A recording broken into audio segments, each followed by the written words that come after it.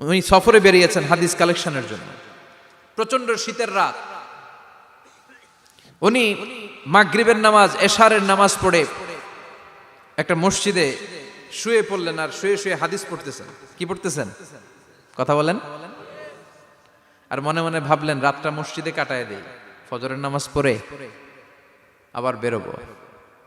কিন্তু দারোয়ান এসে বলে মসজিদে থাকতে পারবেন না, ওঠেন। দারোয়ান আছে না, কথা কন। আহমদ ইবনে হাম্বল বললেন আমি শুধু রাতটা থাকতে চাই, আমি তো ফজরেরও মুসল্লি, ফজর নামাজ পড়বো তো এই মসজিদে, আমার থাকতে দাও। দারোয়ান তো দেয় না, কেন? মসজিদে থাকার জায়গা না, যান মিয়া। উনি যে আহমদ ইবনে হাম্বল এটা চিনে নাই, থাকতে দেয় না। কি করবে এখন? উনি কাঁথা গুছিয়ে হাদিসের কিতাব নিয়ে কাঁধের মধ্যে ব্যাগ নিয়ে মসজিদ থেকে বেরোয় গেলেন। কি আর করবেন, প্রচন্ড শীত, আর কাঁপতেছেন, বুড়ো মানুষ। পথিমধ্যে দেখলেন বাজার। বাজার একজন খাব্বাজ, শাবুন খাব্বাজ, যুবক রুটি বিক্রেতা। সে রুটি বিক্রি করে, চুলার মধ্যে রুটি সেকে। সে যে সালাম দিল আসসালামু আলাইকুম, যুবক বলে ওয়ালাইকুম আসসালাম। আহমদ ইবনে হাম্বল বলে যুবক আমার যাওয়ার জায়গা নেই, সফরে বেরিয়েছি, খুব শীতে কষ্ট পাচ্ছি, রাতে যদি তোমার এই চুলা থেকে একটু আগুন পোহাই কোনো সমস্যা? যুবক বলে না না সমস্যা না, আহলান ওয়া সাহলান, খোশ আমদেদ, আসেন আসেন, আপনি আগুন পোহাইলে আমার সমস্যা কি? সুবহানাল্লাহ পড়েন।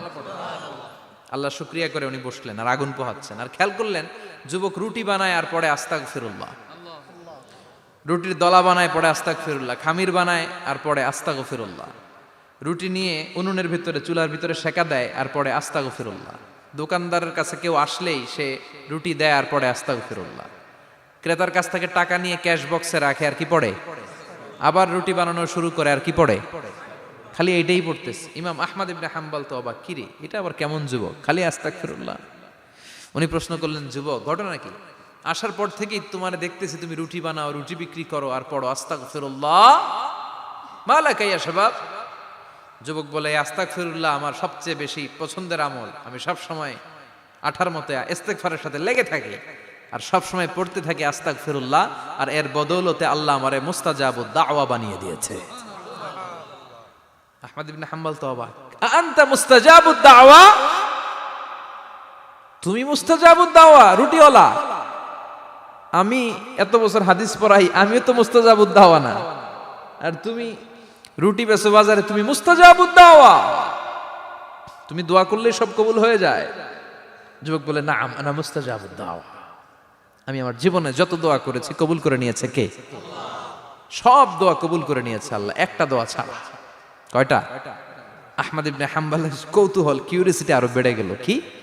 সব দোয়া কবুল হয়েছে একটা দোয়া ছাড়া। মাযালিকা দোয়া ইয়া শাব, কি সেই দোয়া?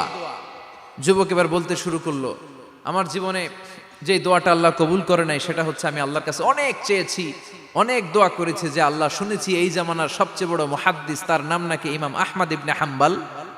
আল্লাহ তোমার কাছে আমার চাওয়া আমি যেন এই ইমাম আহমদ ইবনে হাম্বলরে দেখে মরতে পারি, আমি যেন ইমাম আহমদ ইবনে হাম্বলের হাতে হাত রেখে মুসাফা করতে পারি আর তার কপালে একটা চুমু এঁকে দিতে পারি। আহমদ ইবনে হাম্বল আবেগপ্রবণ হয়ে গেলেন, চোখের পানি ছেড়ে দিলেন, বললেন যুবক তোমার এই দোয়াটাও কবুল হয়ে গিয়েছে।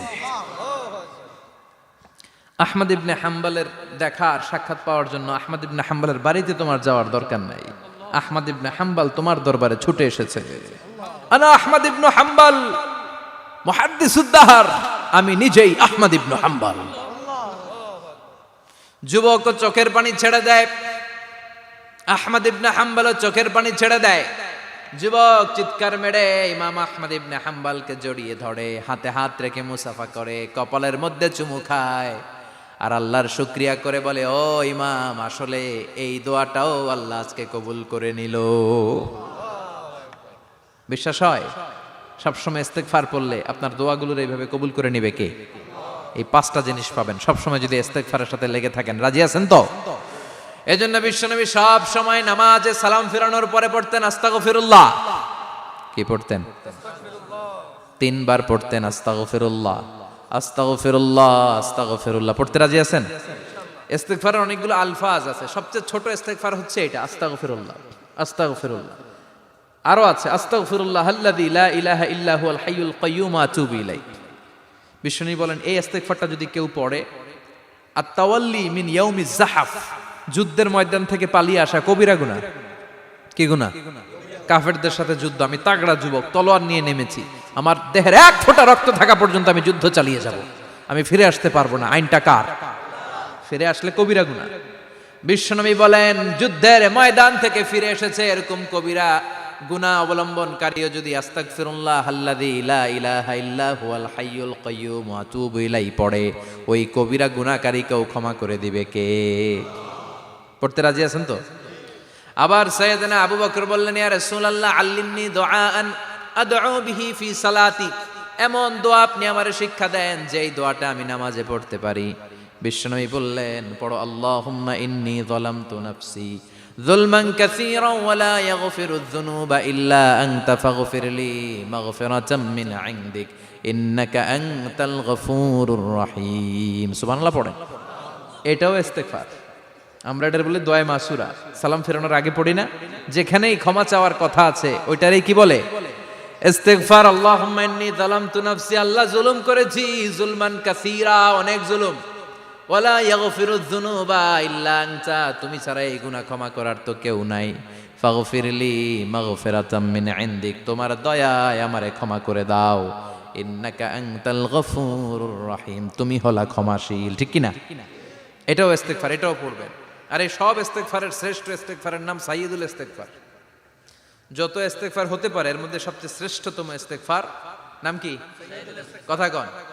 বুখারীর বর্ণনা, শাদ্দাদ ইবনে আউস রাদিয়াল্লাহু তাআলা আনহু বর্ণনা করেন, এই সাইয়্যিদুল ইস্তেগফার দিনের বেলা যে পড়বে ওই দিনে মারা গেলে সে জান্নাতি। এই সাইয়্যিদুল ইস্তেগফার রাতের বেলা যে পড়বে ওই রাতে যদি ইন্তেকাল হয় ওই লোকটা জান্নাতি।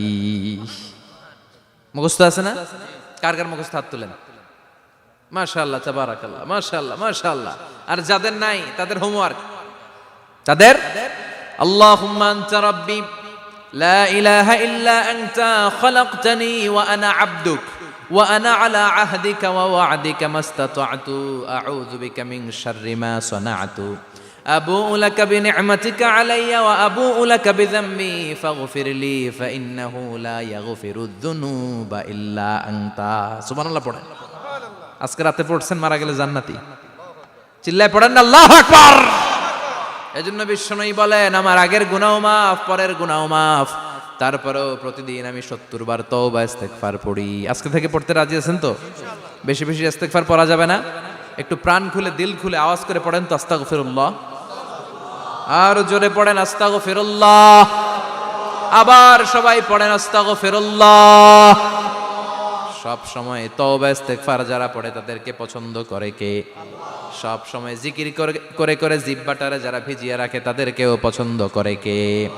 আল্লাহ বলেন ওয়াজকুর রাব্বাকা ফি নাফসিকা তাদাররুআন ওয়া খীফাতান ওয়া দুনাল জাহরি মিনাল কওলি বিল গুদুবি ওয়াল আসাল ওয়া লা তাকুম মিনাল গাফিলিন। সুবহানাল্লাহ পড়েন।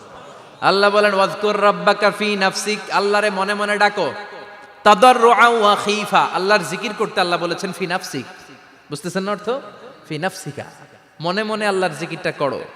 তাদাররুআন ওয়া খীফা, তাদাররুআন মানে বিনয়ের সাথে, with full of humility, submission and humbleness, বিনয়ের সাথে আল্লাহরে ডাকো। ওয়া খীফা, গোপনে গোপনে ডাকো। দুনাল জাহারি মিনাল কওল, চিৎকার চেঁচামেচি করে ডেকো না। কার কথা?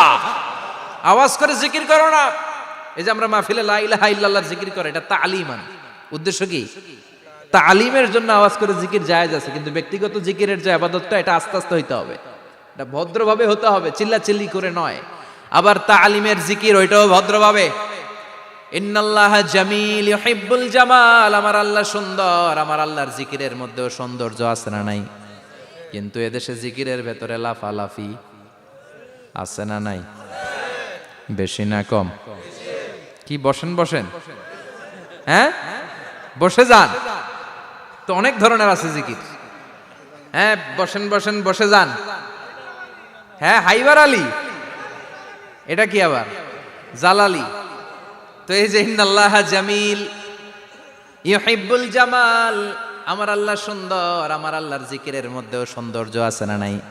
তালিমের উদ্দেশ্যে সবাই মিলে জিকির করা যায়, কিন্তু চিল্লাফাল্লা করা যাবে না, লাফালাফি করা যাবে না, মাথা ডানে বায়ে ঝোলানো যাবে না, ঠিক কি না? কিন্তু লাফালাফির জিকির আছে না নাই?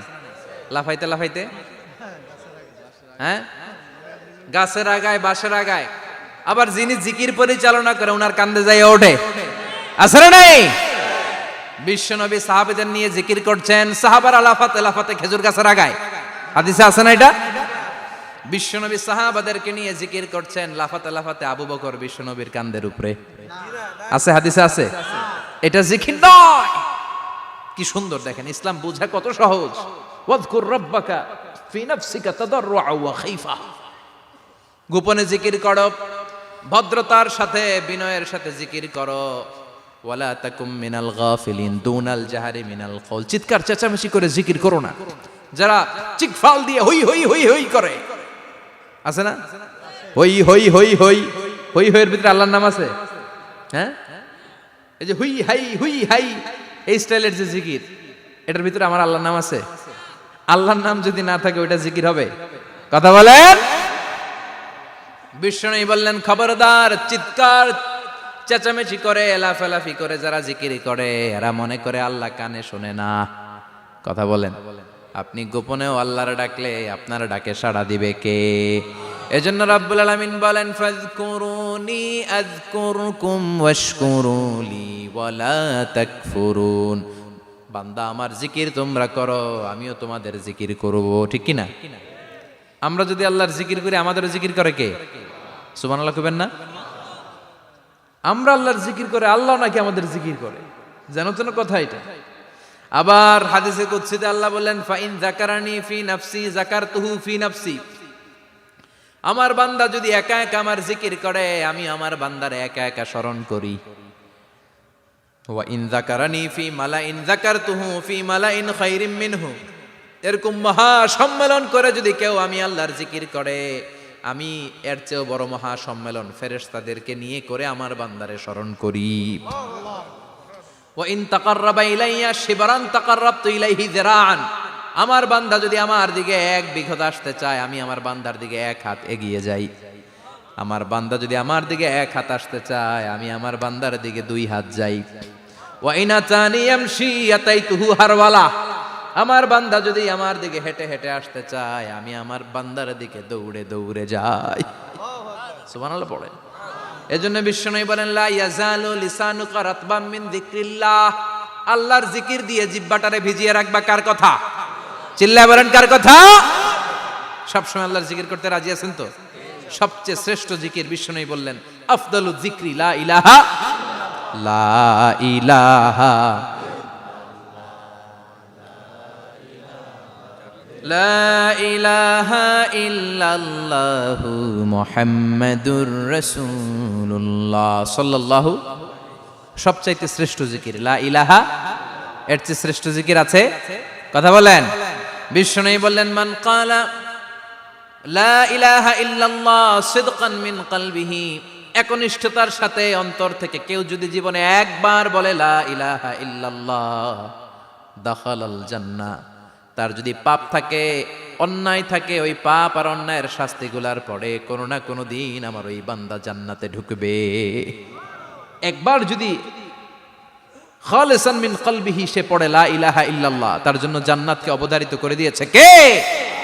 আবার এটার নাম আল্লাহ দিয়েছে কালিমায়ে, কথা বলেন, দরাবাল্লাহু মাসালান কালিমাতান তাইয়িবাতান কাশাজারাতিন তাইয়িবাতিন আসলুহা সাবিতুন ওয়া ফারউহা ফিস সামা। সুবহানাল্লাহ।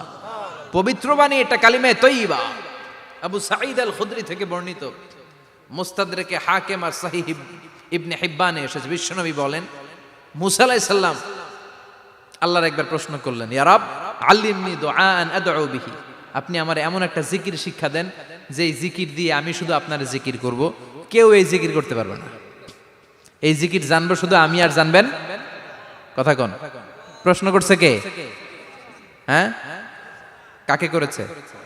আল্লাহ এমন একটা জিকির শিখান যেই জিকির কেউ জানে না, আমি জানবো, আর ওই জিকির দিয়ে প্রাণ ভরে আপনারে ডাকবো। আল্লাহ বললেন, মুসা পড়ো লা ইলাহা লা ইলাহা ইল্লাল্লাহু মুহাম্মাদুর রাসূলুল্লাহ। মুসা আলাইহিস সালাম বললেন, আল্লাহ চাইলাম কি, কইলেন কি? লা ইলাহা তো জাতীয় জিকির, এটা তো আন্তর্জাতিক জিকির, এটা জানে না এমন কেউ নাই। এমনকি হিন্দু ভাইরাও জানে। কথা কন। আল্লাহ, আমি তো চাইছিলাম এক্সক্লুসিভ, আমার জন্য স্পেশাল, এর চেয়ে সুন্দর আর কেউ জানবে না, এত সুন্দর একটা জিকির আপনি দিবেন, এটা আমি ডাকবো আপনারে আর আপনি শুনবেন। আল্লাহ বললেন, মুসা, এর চেয়ে দামি আমার কাছে নাই। লাউ তাদউ লা ইলাহা ইল্লাল্লাহ ফি কাফা, লা ইলাহা রে যদি মুসা এক পাল্লায় রেখে দাও, ওয়াস সামাওয়াতু সাবউ ওয়াল আরদিন, সাত আকাশ সাত জমিন যদি আরেক পাল্লায় রেখে দাও, লা ইলাহা এক পাল্লায়, সাত আকাশ সাত জমিন আরেক পাল্লায় ওজন যদি দাও, লা রাজাহাত কাফাতু লা ইলাহা ইল্লাল্লাহ, মুসা দেখবা মুহূর্তের মধ্যে লা ইলাহা ইল্লাল্লাহর পাল্লা ভারী হয়ে গেছে। সাত আকাশ সাত জমিন এক পাল্লায়, শুধু লা ইলাহা ইল্লাল্লাহ আরেক পাল্লায়, মুহূর্তে লা ইলাহার পাল্লাটারে ভারী করে দিবে কে? এটা বিপ্লবী বাণী। আমরা এটার ভিক্ষার মধ্যে লাগাইছি। এখন ভিক্ষা করার সময় লা ইলাহা আছে না নাই?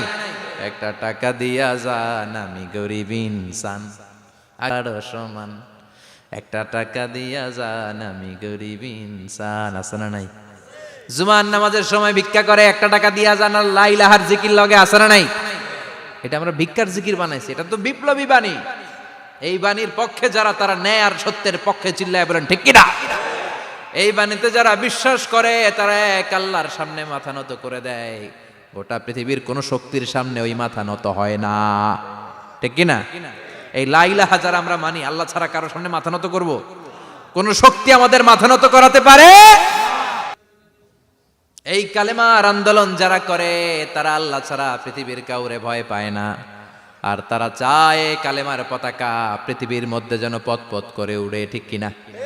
বাংলার জমিনে কালেমার পতাকা উড়ুক, আমরা চাই কি চাই না? কোনো একদিন এ দেশের আকাশে কালিমার পতাকা উড়বে, সেদিন সবাই খোদাই বিধান পে দুঃখ বেদনা ভুলবে। কোনো একদিন এ দেশের আকাশে কালিমার পতাকা উড়বে, সেদিন সবাই খোদাই বিধান পে দুঃখ বেদনা ভুলবে। চিৎকার করে বলেন ঠিক কিনা? এই কালেমার সমাজ যদি হয়, ওই সমাজে কেউ লাঞ্ছিত হবে না, ওই সমাজে কোনো নারী নিগৃহীতা হবে না, ওই সমাজের কোনো কাজের মেয়েরা ধর্ষিত হবে না, ওই সমাজে দুর্নীতি থাকবে না, ঘুষ থাকবে না, চাঁদাবাজি থাকবে না, টেন্ডারবাজি থাকবে না। সমাজটারে শান্তি দিয়ে সমৃদ্ধ করে দিবে কে? এজন্য সব সময় জিকির করতে হবে একজনের, চিল্লায় বলেন তিনি কে? শ্রেষ্ঠ জিকির হচ্ছে লা ইলাহা। পড়তে রাজি আছেন? সব সময় জিকিরটা করতে রাজি আছেন? Every night and every day, every night and every day, never forget to say la ilaha illallah, never forget to say la ilaha illallah. পড়েন, every night and every day, every night and every day, never forget to say la ilaha illallah, never forget to say la ilaha illallah, never forget to say la ilaha illallah. When you're walking down the street, use your time and repeat, and say in every heartbeat la ilaha illallah. When you're walking down the street, Use your time and repeat and say in every heartbeat La ilaha illallah. Every night and every day, every night and every day, never forget to say La ilaha illallah. চিল্লায় বলেন ঠিক কিনা? দিনে রাতে যে কোনো মুহূর্তে আমাদের জিহ্বার মধ্যে থাকবে কি? কথা বলেন, জিহ্বায় থাকবে কি?